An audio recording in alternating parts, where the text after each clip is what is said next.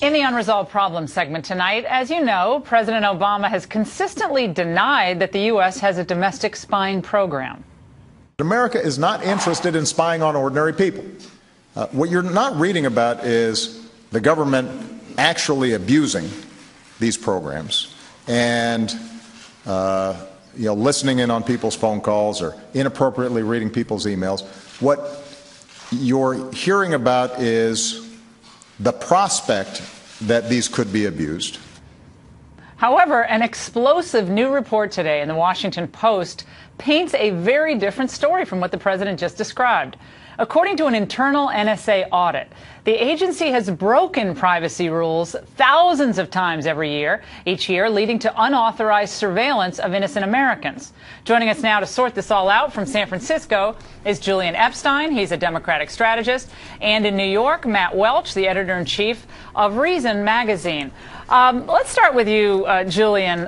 To listen to the president there, again, we're not spying on Americans. We don't have domestic spying. Jay Carney reiterated last week that these would be incidental intrusions and everything would be deleted immediately if it wasn't necessary to the review that they were doing. In fact, this audit showed something quite different. What is your reaction to this, given what the president has tried to do to assure Americans? Well, I'm not going to argue with the point that the audit does show some serious problems that do need to be addressed. But I think you do have to step back and look at the big picture. First, nobody is alleging that the NSA is spying on the personal communications of everyday Americans.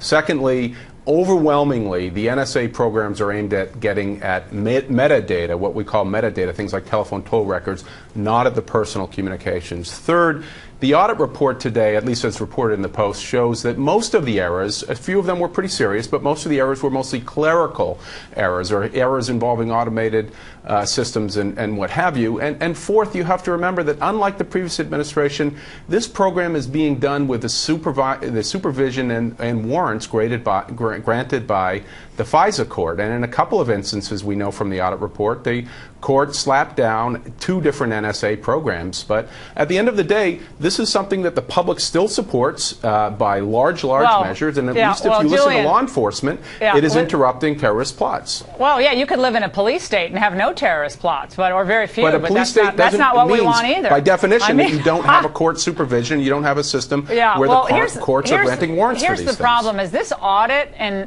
Matt, you can chime in on this. This audit only applied to one facility, the Fort Meade NSA operation, right? One. Right. And this was 2,776 instances of unauthorized storage, collection, and access to information. Now, given the public's distrust of how the government operates after the IRS deal and now drip, drip, drip on this, Matt, can you blame people for being very suspicious of this and very concerned? I mean, consider that not only is the president looking you in the eye and lying to you, as he did at that August 9th press conference, as he did on Jay Leno when we said we don't have a domestic surveillance program. We just have, I guess, a surveillance program that we use domestically.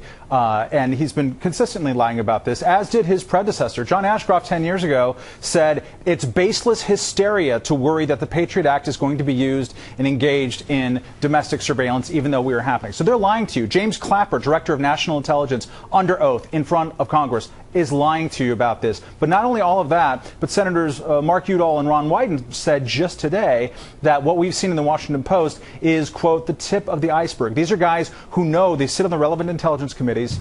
They know much more than they are allowed legally to say because we've allowed national secrecy exemptions to run amok in this country. The executive branch can do what they want.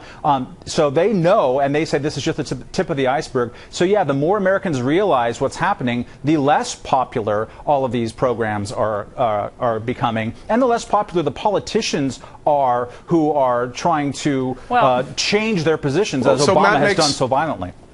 So Matt makes, I think, a fair point.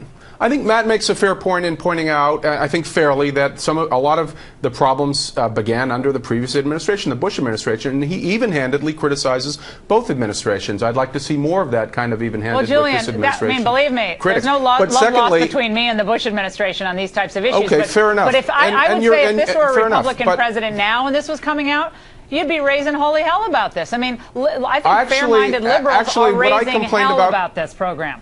No, actually, I was actually supportive under the Bush administration of very aggressive NSA surveillance techniques so long as there was a court order. But I think Matt does miss in his attempt at even-handedness a couple of points here. First of all was my point that overwhelmingly these violations involve clerical errors. Things like using the area code 202 when they intended to use 20 as a foreign area code to go at communications coming from Egypt. Yeah. Julian, Secondly, that's actually not true. That's actually not true. There are other serious instances here in this audit.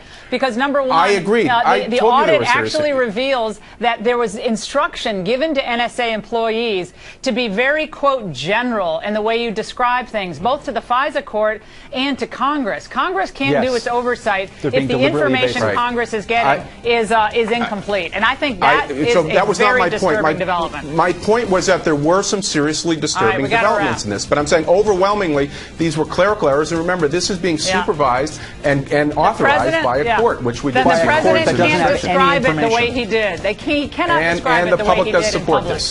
Yeah, well, he's describing it inaccurately at the very least. Gentlemen, we're out of time.